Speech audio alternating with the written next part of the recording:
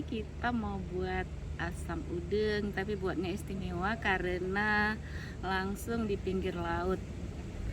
Bahan-bahannya ini ada udang yang udah direbus, ini bawang merah, ini cabai rawit, garam, serai, ini ada belimbing bulu yang udah dipotong-potong, dan ini jeruk jeruk purut daunnya ya, daun jeruknya. Nanti ini tinggal diulek aja.